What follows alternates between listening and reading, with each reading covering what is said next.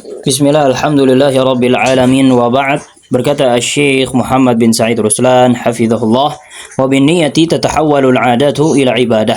Dengan sebab niat, kebiasaan bisa bernilai ibadah.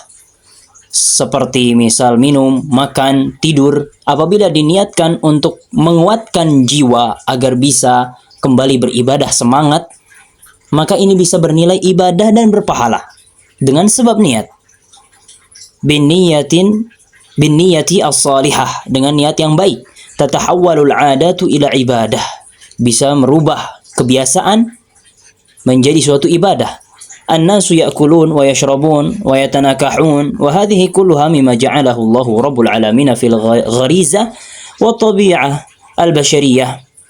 Manusia makan, minum, menikah, ini adalah hal-hal yang Allah Azza wa Jal jadikan pada diri setiap insan, watak dan tabiat setiap insan, suatu hal yang terbiasa, yang sudah ditabiatkan, diciptakan di atasnya.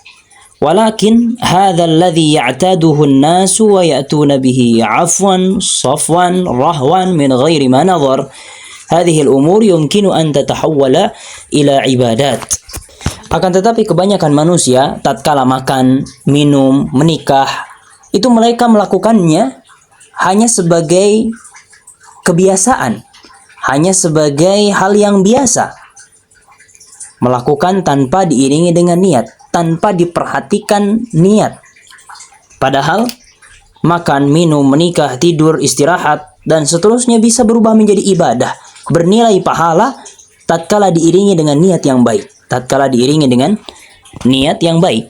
Lau arada al-insan an yuhawwila aklahu ila ibadatin lillahi rabbil alamin yanwi at-taqawiyya ala ta'atillahi wa dhikrihi wa ibadatihi والضرب في الأرض لتحصيل الرزق أو لنشر العلم أو لطلبه فيتحول الطعام والأكل إلى عبادة.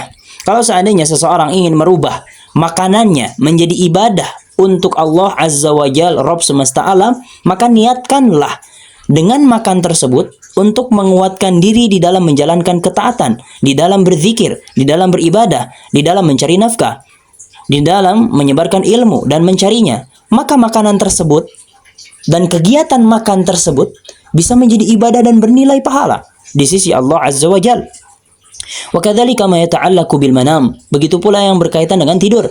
Idza nawa bin naumi an yuhassila nashatan wa quwwatan ala mudawamati ta'ah wal ibadah lillahi rabbil alamin wa tahsili quwwatin wa nashatin lid-darbi fil ardi li tahsili rizqi al-halal aw li talabi al-ilmi aw lil bathi yakunu nawmu ibadatan lillahi tabaraka wa ta'ala. Begitu pula tidur. Apabila seseorang meniatkan dengan tidurnya, istirahatnya di malam hari untuk menghasilkan semangat kembali, kekuatan di dalam terus-menerus menjalankan ketaatan, ibadah untuk Allah Azza wa Jal, Rabb semesta alam, atau di dalam mencari rizki, atau untuk menuntut ilmu dan menyebarkannya, maka tidurnya bernilai ibadah dan berpahala di sisi Allah Azza wa Jal disebabkan dengan niat.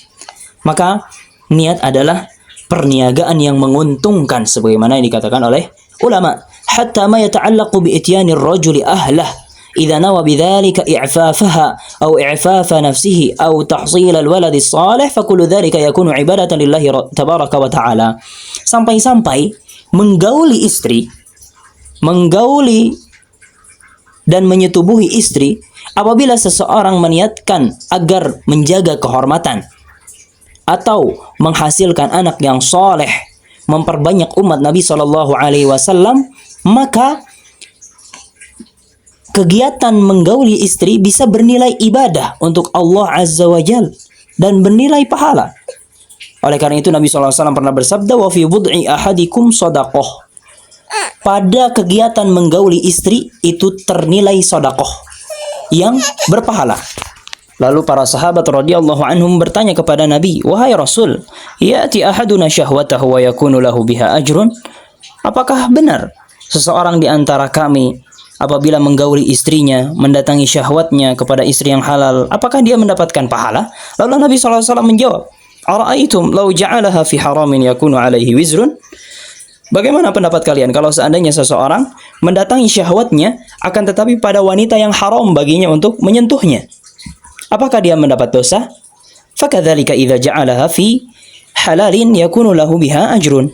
Maka begitulah apabila seseorang mendatangi syahwatnya, menggauli istri yang halal, maka dia akan mendapatkan pahala. Kesimpulannya adalah dengan sebab niat, perbuatan-perbuatan yang biasa seseorang lakukan bisa bernilai ibadah.